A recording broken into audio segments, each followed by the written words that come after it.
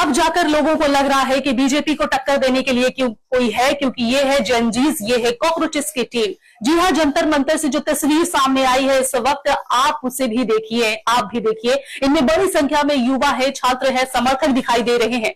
मंच के सामने लोगों की काफी भीड़ जमा है। 5 बजे तक यहाँ पे विरोध होना है। हाथों में पोस्टर और लगातार नारेबाजी हो रही है। ये लोग देश के अलग अलग राज्यों से यहाँ पहुंचे हैं और उनका कहना है कि शिक्षा और रोजगार जैसे मुद्दों को लेकर अपनी आवाज उठाने आए हैं। दरअसल इस पूरे प्रदर्शन की अगुवाई कॉकरोचेस जनता पार्टी के संस्थापक अभिजीत दिपके कर रहे हैं, जो अमेरिका से भारत पहुंचे हुए हैं। उनका आरोप है कि देश में शिक्षा व्यवस्था लगातार कमजोर हो रही है और छात्रों के भविष्य से जुड़े मुद्दों पर गंभीरता से काम नहीं किया जा रहा है। इसी को लेकर वे केंद्रीय शिक्षा मंत्री धर्मेंद्र प्रधान के इस्तीफे की मांग कर रहे हैं।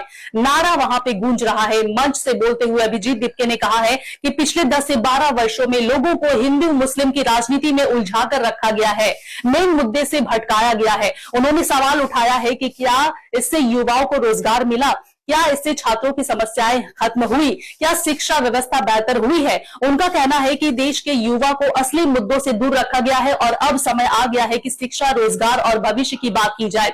प्रदर्शन में शामिल कई छात्रों का कहना है कि वे किसी राजनीतिक लाभ के लिए नहीं बल्कि अपने अधिकारों और बेहतर शिक्षा व्यवस्था की मांग को लेकर यहाँ आए हुए हैं। मंच से बार बार युवाओं से अपील की जा रही है कि वे अपने मुद्दों पर एकजुट रहे और ध्यान भटकाने वाली बहसों में ना उलझे। जंतर मंतर पर सुरक्षा के भी कड़े इंतजाम किए गए हैं। पूरे इलाके को बैरिकेडिंग से घेर दिया गया है और बड़ी संख्या में पुलिस व अर्धसैनिक बल तैनात है।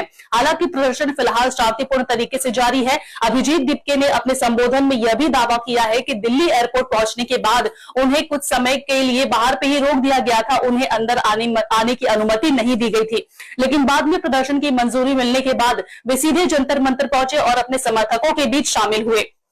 फिलहाल जंतर मंतर पर नारे गूंज रहे हैं, भाषण जारी है और युवा अपनी मांगों को लेकर डटे हुए हैं। अब देखना यह होगा कि इस प्रदर्शन का सरकार पर कितना असर पड़ता है और क्या प्रदर्शनकारियों की मांगों पर कोई रिएक्शन सामने आती है। और यह भी देखना होगा कि क्या कॉकरोच जनता पार्टी की आवाज सुनकर धर्मेंद्र प्रधान इस्तीफा देते हैं। यूएसए के लिए, अमेरिका के लिए निकल रहा था, उस दिन मेरी माँ रो रही थी थोड़ा कि मेरा बेटा जा रहा, मेरे साथ कौन रहेगा। मैं समझ सकता था वो बात, लेकिन जितना मेरी माँ उस दिन नहीं रोई, जितना मैं यूएसए को जा रहा था, उतना वो तब रो रही थी जब मैं अपने घर वापस आ रहा था।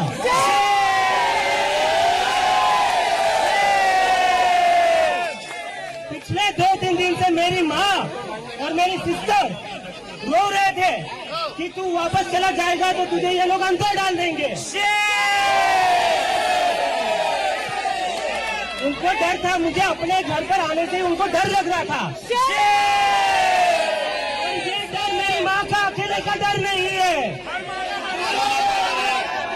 इस देश में जो भी बच्चा, जो भी स्टूडेंट, जो भी युवा पॉलिटिक्स के ऊपर बोलेगा, इस सरकार के खिलाफ बोलेगा, उस पर उसकी माँ को डर लगता है कि मेरे बेटे को ये कहीं अंदर ना डाल दे।